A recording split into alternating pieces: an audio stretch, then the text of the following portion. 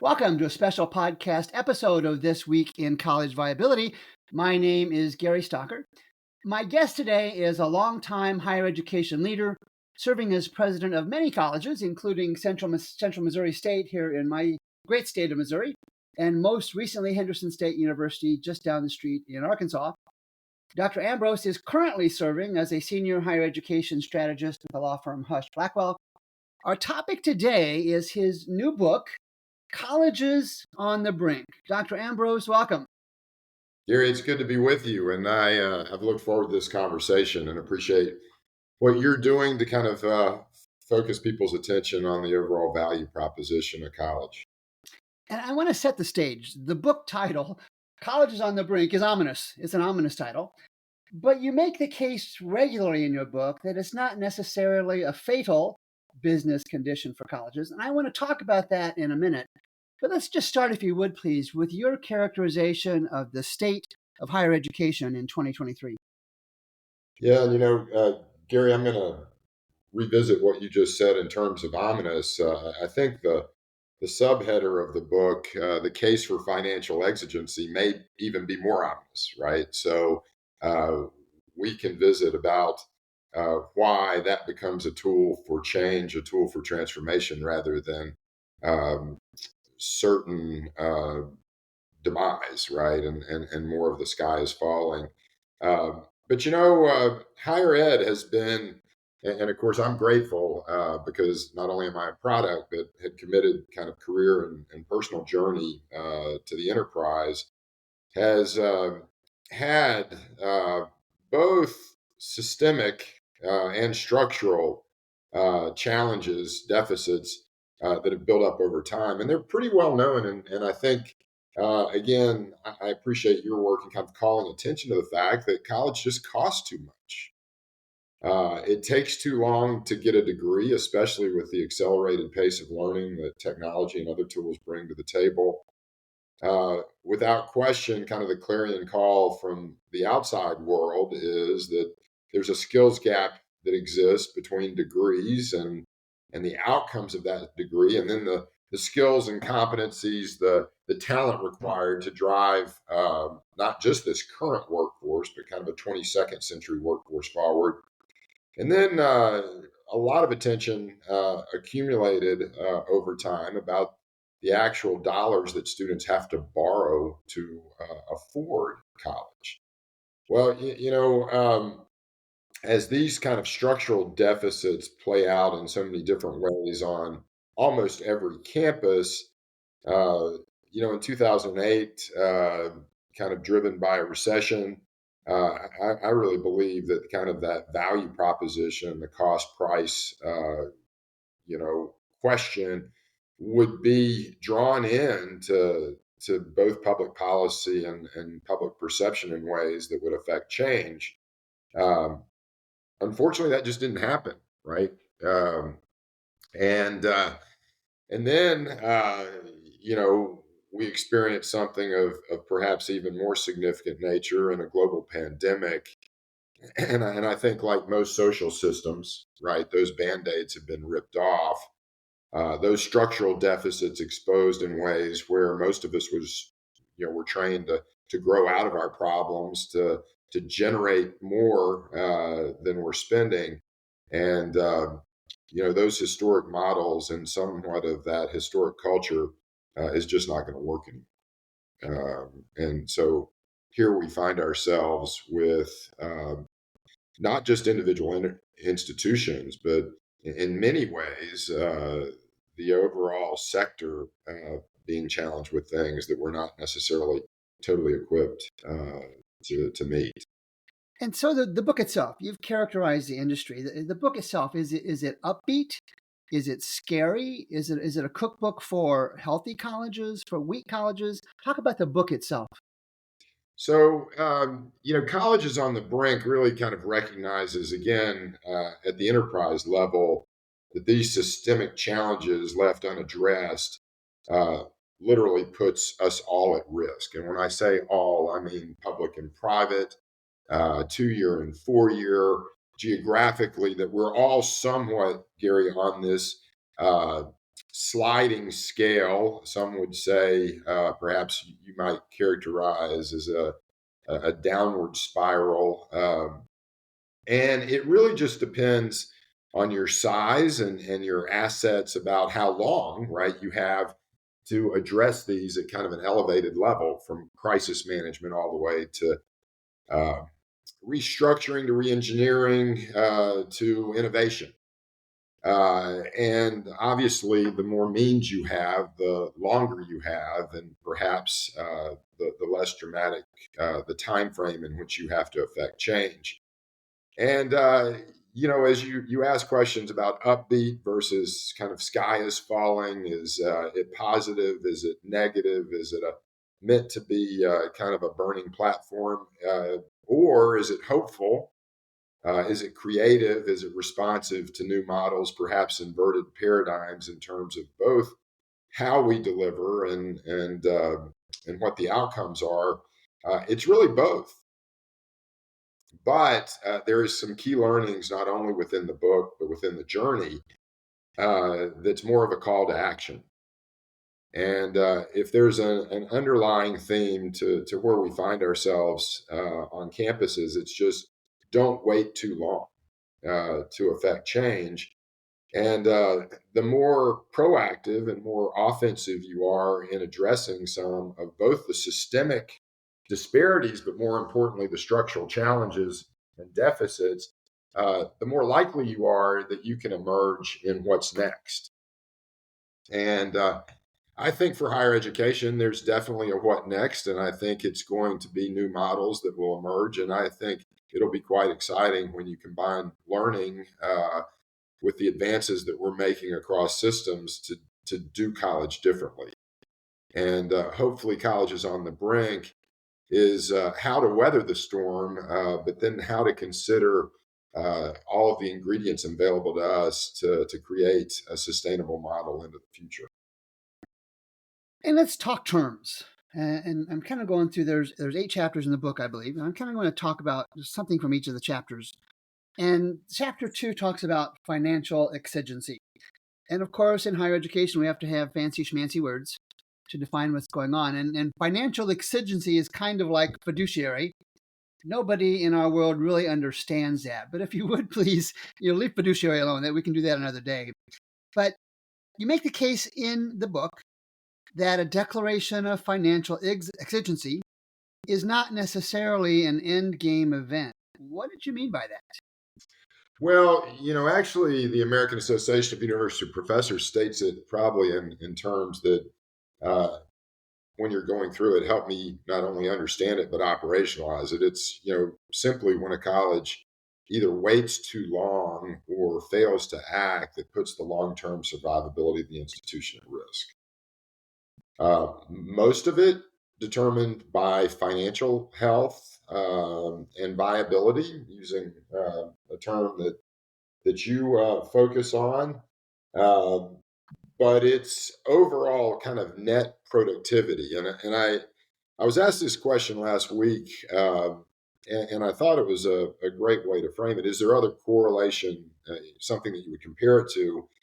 And it's a lot like what healthcare has gone through over the last decade to move more towards an outcome based model. When I say outcome based, it's both funding and kind of certainly positive outcomes for both the patient and the recovery. But financial exigency is just a tool to put an institution on elevated response to really re-engineering. And the term I use probably very more frequently than any other is just an allocation of resources. It's a reallocation model that has to take what is narrowing margins and increasingly scarce resources and applying them to the things that matter the most. It's a term that's been within higher education over 100 years, but you're right, probably one of the least understood terms. It's different from bankruptcy in the for-profit sector because you actually cannot fend off your creditors. Uh, you still have to pay your bills. But it's a means by which, similar to bankruptcy, that you think differently about your resources and you much more aggressively make decisions based on um, presenting fiscal integrity first and then a sustainable business model into the future. And we jump to the next chapter, which is the numbers that every college should know. And I want to kind of refine that to every college leader should know. And you and I have discussed the college viability app that I have and its capacity to compare public and private colleges over 30 different fields, reports, whatever it is. And it covers finances and outcomes and enrollment and stuff like that. And on pages 63 and 64 in the book, you list what every president knows or should know about numbers, about these numbers. My perception is too many college leaders are caught up in the academic issues and not really the numbers detailing a college's financial position. Do you agree or not? I think it's easy to say that every leader and every institutional set of circumstances are different. They are. Um, but at the same time, I maybe come at that premise just a little differently. Um, as you emerge towards senior leadership and you think about the things that you have to really focus on every day, I actually believe most leaders, and I would say most college presidents, know. Uh, they know where the potholes are. They can work directly with other senior level resources like CFOs and chief academic officers and others.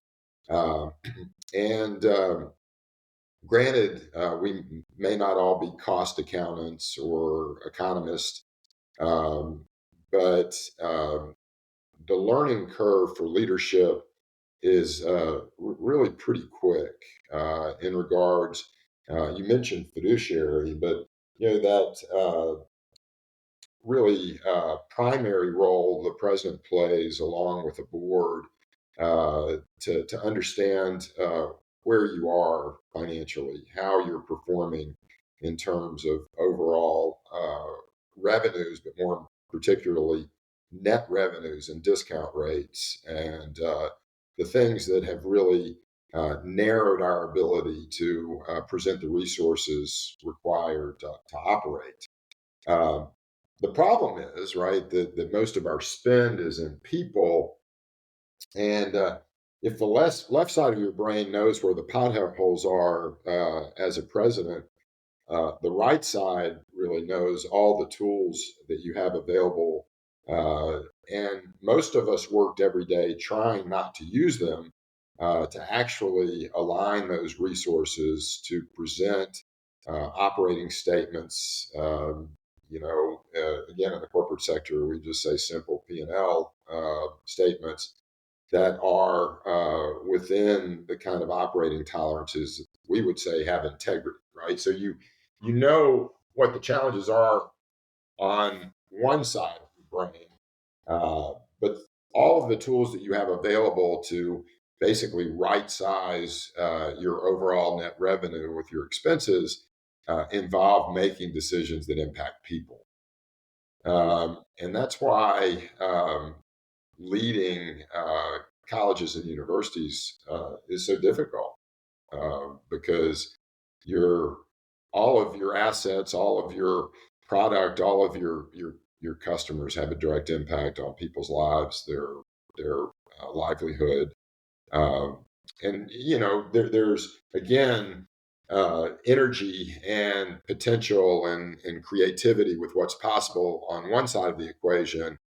Um, but the accumulation of cost and our overcapacity, the declining demographics, um, debt burdens that were used to advance agendas, all of these have kind of caught up to us uh, and makes that equation today even more difficult. And that's why there's a fundamental question, Gary, within the book, and I think certainly some fundamental questions that you seek to answer with your tool and your efforts But every institution really ought to know what it costs to produce a degree. Yeah. And if you take that down to the program level or the instructor level, you can quickly see that uh, there's misalignment between how we generate our resources and how much they cost. And it is not to just cost cut, reduce spend, eliminate programs. It's just to improve performance. Yeah. Um, the more students we have, the longer they stay, the more value they feel in their degree. And doing that as efficiently as possible is a very positive construct, and one really that the book lifts up more as a playbook to a sustainable future. Yeah. And you mentioned programs, and one of the projects I'm working on is the completions project. And I use iPad's data to compare completions. And an example I have is there's a private university in Illinois that graduates 6 students per year in communications programs, and one that graduates 122 students per year. And I make the case, or I'm trying to make the case with that kind of analogy, that what's the college with 6 graduates doing? It's kind of like the guy who does the open heart surgery. You just as soon go to the guy who does 122 a year as opposed to the guy who does 6 a year. Is that a logical extension of the application of program completion? Oh, it absolutely is, and I think you know for many years between mission drift and just trying to drive enrollments and adding programs to extend levers for students to attend. We've often been criticized for everybody doing basically the same thing, not having distinction within the marketplace. Um, and that's one reason, Gary, the book lifts up the power of systems, certainly mergers and acquisitions, shared services, but the real gains, right, for finding new ways to be more efficient is not every college, public or private in Illinois needs a communications program. Right, right. Uh, there, you've got twice the number of programs for half the number of students. And let's take public policy in Arkansas as an example, where you have 30,000 uh, high school graduates a year. Only half of them go to college. You have 10 public universities. And if you share, those college-going students equally across offerings, the last calculation, and this is just off of my memory, Gary, was something like every institution would get 353 new students a Right. year, right? I mean, it's just a capacity issue that we've overbuilt opportunity. You throw the price cost equation on top of that, and students now actively making decisions on the basis of is college worth it? And it really, puts strain on your market. And I tell you, one of my best friends and one of the best thought leaders in this space, who taught me this well over a decade ago, simply puts it mission, market, and margin. And of course, we hear, in the private and public sector, no margin, no mission. But it's the alignment of those three. And so that equation that you offered in terms of communications and the number of graduates, um, as the book points out, students basically hire us to do 3 jobs. And that's open the door of access and opportunity, get them across the finish line with a degree, and make sure that degree is meaningful to be competitive in both life and work. Well, that isn't, that's a public policy kind of objective. It's a system objective. It's an institutional objective, but it comes down to really, today, it comes down to the program level of analysis that, again, every college needs to know uh, what the net cost of a program and a degree is. And then again, it's not to make decisions of whether you keep degrees or eliminate them. It's simply just to improve performance, right? know that we all have shared stake in how many students we have and how long they are retained. And so I actually, with your questions, feel that the book is much more of a positive. There is light at the end of the tunnel if you use data informed decision making and not afraid to make decisions with the data you're willing to generate. And you kind of touched on this earlier. In chapter 4, the title is The Journey Through Financial Exigency. And if there's a news report that says Chuck Ambrose University announced financial exigency today, that's not a good thing.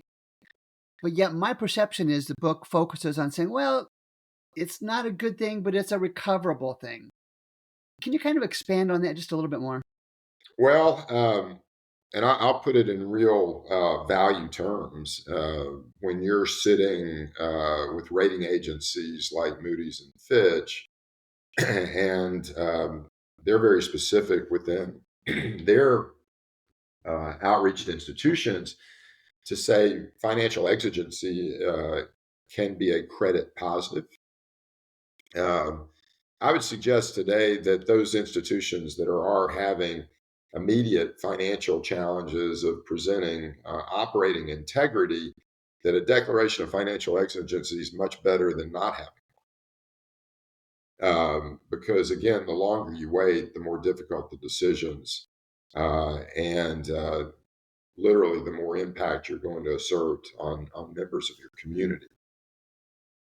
And when I guess we'll jump ahead to the 5th chapter. And the title of this is The Freedom Protection Coefficient. Nice naming, by the way. I have I have noticed, and just in my own observations, I've noticed an increased frequency on criticism of how boards hire presidents. You suggest in this chapter, the Freedom Protection Coefficient, that presidents and other college leaders must be given freedom to take bold steps. And with that proposed freedom to act, you suggest, what guidance would you give to these boards looking to hire new presidents? Just focus on the private colleges for right now. Yeah, I'm going to lift up, and I need to mention I had an incredible co-author partner, longtime colleague friend, that we in thinking about the 5th chapter in the freedom and protection coefficient.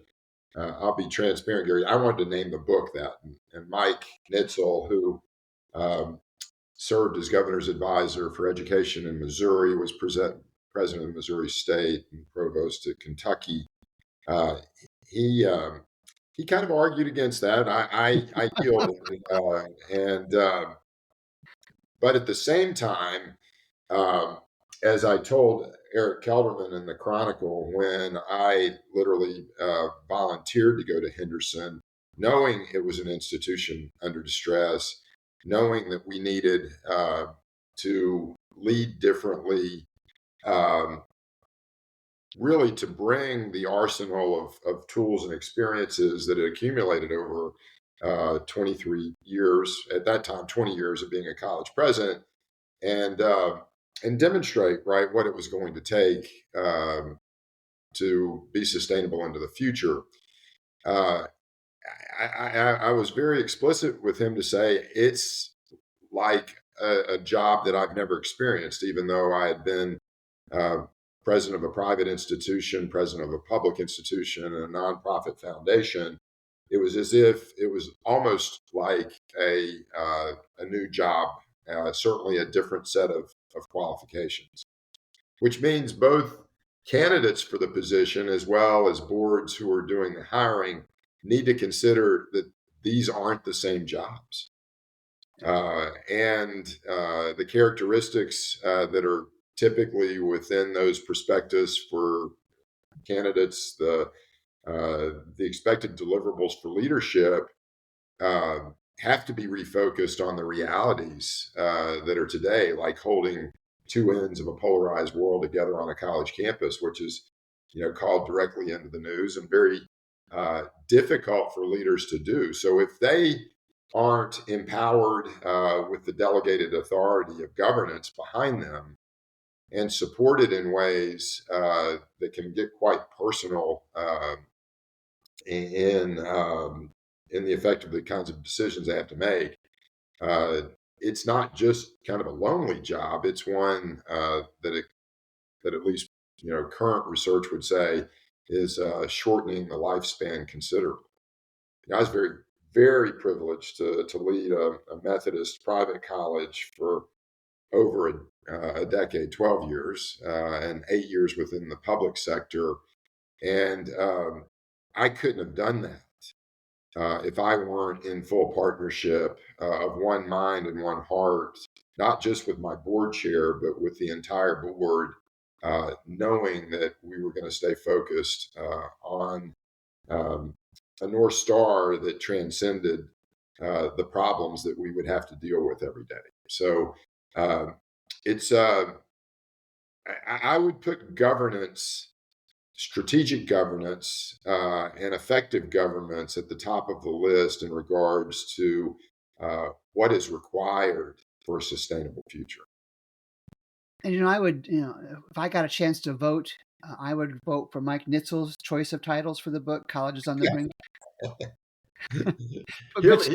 He's even kind enough to a friend to say, "Well, that's Ambrose's term," so I'll claim it. But you know, there's a significant amount of Colleges on the Brink that focuses on the Henderson story, and unfortunately, the deficits for both the private sector, because as the state's public liberal arts institution, which demanded small class sizes and a lot of programs within arts and humanities, many of the again challenges that small private colleges are facing, along with some of the more pronounced public institution challenges, kind of all found themselves at one place at one time.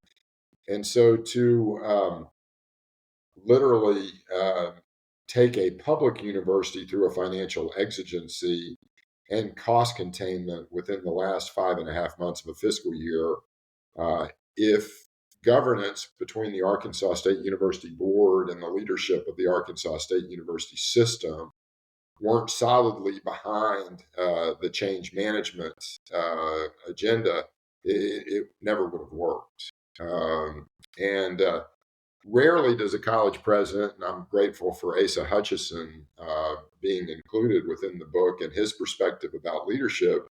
But when you go to the governor and say, well, our choices are to declare exigency and reduce our overall spend, or I'm going to give you the keys to the university, 80 acres in Arkadelphia, Arkansas, and $78 million of debt back to the state. You kind of understand what the stakes are.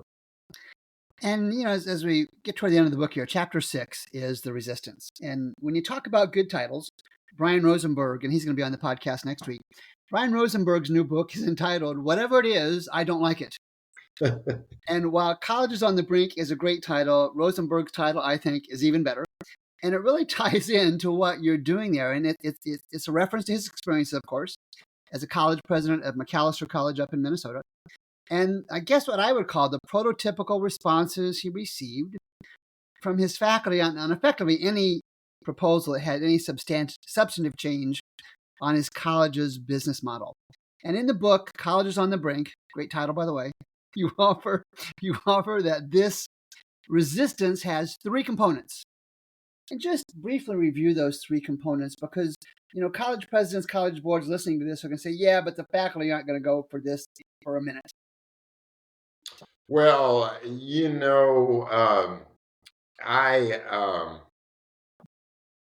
have to think about my answer, Gary, because even in the immediacy of Henderson being so relatively current, I've always had the firm belief that campuses and faculty and staff, they want to change. I don't think that I think given the majority of individuals on campus, especially when you turn attention to the deficits of student success, and the really the gaps that are created for student achievement in terms of being able to stay in college and complete degrees. If I said that we had more students in collections than we had enrolled, uh, I believe that members of a campus community want to change that, right? But colleges, we're not the best learning communities for our own internal constituencies. We don't really teach people how colleges work. We don't utilize modified cash budgets to demonstrate that we only bring in this much money a month for the end of the fiscal year. This is how much we spend. And oh, by the way, we're going to have a real challenge paying you in June. Well, the more knowledge you have, the more intentionality and more motivation you have to change. But at the same time, when it comes down to impacting me, um, and I think that is space that probably more work needs to be asserted than any of engaging early, having an expectation of moving, as several commentators have said, from shared governance to shared responsibility. Uh, for those institutions, Gary, with resources, I think there's ways to incentivize uh, people's ability to buy in to affecting change.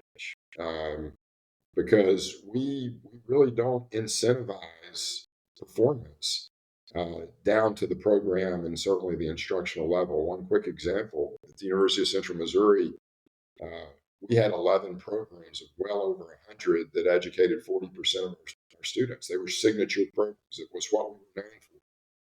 But our budget processes and our allocation of resources and the reward structure for those who were literally building national, if not international, reputation, uh, don't receive much reward.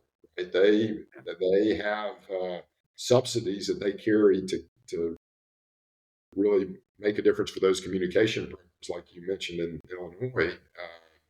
But so our overall, again, with the right data and the tools that we lift up, there's a way to build models that could actually, um, you want to invert college, you're going to have to invert the resistance to advocacy, right? Because uh, you've got to have the full campus buy-in. Uh, but there is a playbook that exists for decision makers, and it's been played out very publicly uh, with everything from no confidence votes to Yep. social media elevated resistance to formal opportunities for um, censure and that has to be balanced right against some of the other more public recognition you can have if you don't fix it, like accreditation, state approval. So all that said is that uh, the resistance is to be expected, uh, but structures, processes, and tools used properly uh, has to uh, begin to recognize that kind of moving that resistance to more active engagement and ultimately to advocacy for new models is going to be required for this next generation of leaders. And then the last chapter is entitled Beyond Exigency. And you have, in the previous chapters, stepped the readers through the overview, the process about all the things we've talked about. And the first sentence in that last chapter, and I'm going to quote this, you write that financial exigency need not be the death blow to a college. All right, and you've done it. The book is well worth it just for the process to get there, but there's an internal perception and a public perception. And if the headline reads, Gary Stocker University declares financial exigency, how do you overcome the public perception that Stocker University is not going to make it? Yeah, and that's a great way to frame the question, uh, Gary. And uh, we've heard this. I'm not going to say it's a myth because people who will challenge you and say you can't cut your way to sustainability um, are partly right. you know. But if the expense side, the fixed cost side, the overhead, the debt service, if you build an institution that expenses will far exceed any student's willingness and ability not only to pay tuition but provide other sources of support, you have to, as we've suggested in the book, you kind of have to floor yourself financially to a base where you can look at people in the eye and say, we are operating with fiscal integrity. We are operating within our means. And that's kind of a fundamental starting point. Again, requisite to say that fiscal integrity is our first goal.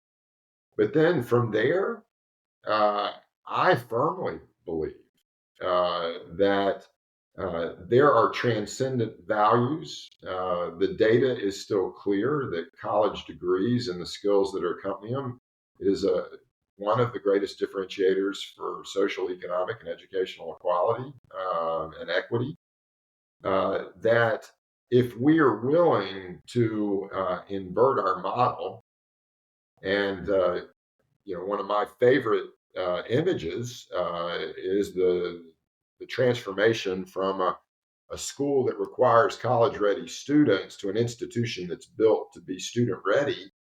Uh, if if we actively commit ourselves to reimagining college that actually works for students and invert our performance from more students actually do graduate than leave without a degree, or more students can present degrees that have lifetime earning potential greater than what they've had to borrow to pay for it.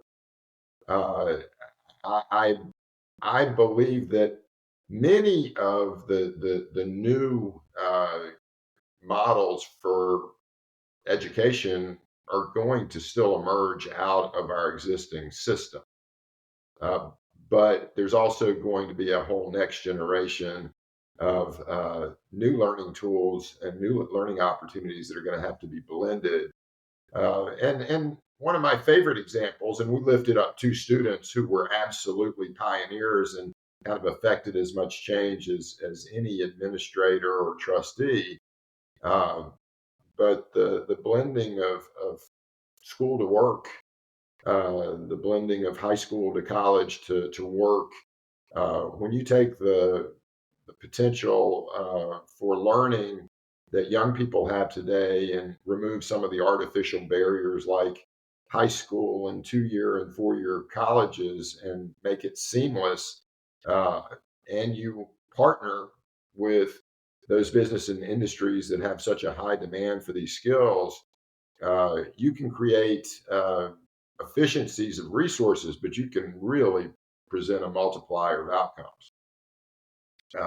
And But right, you've got to be able to say that we are going to steward our resources in ways that best use your investment of not just your tuition dollars, but that sacrifice of time and effort you make to accomplish great things when you go to college.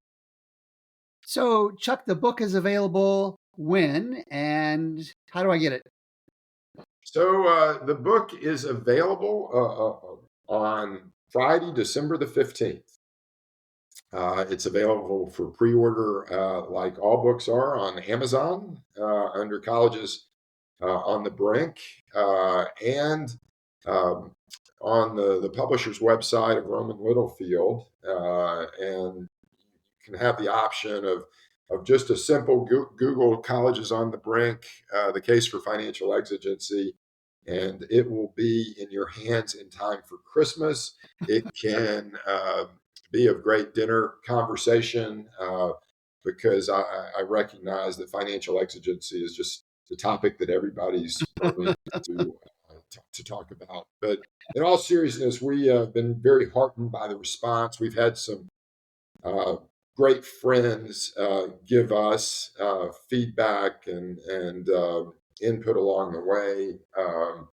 And it would be true, especially for Mike and I, to say it's the accumulation of decades of friendships and work together with the belief that the hope for college can still be fulfilled.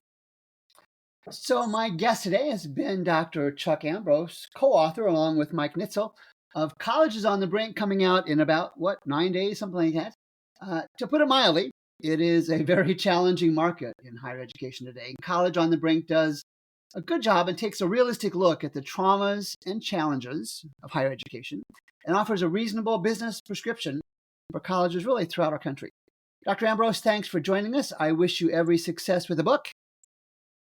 Gary, And thanks for having me. And I do want to say I just appreciate your advocacy on behalf of those that depend on college, and uh, keep on keeping on with your focus. I appreciate that. Until next time, this is Gary Stocker with a special edition of This Week in College Viability.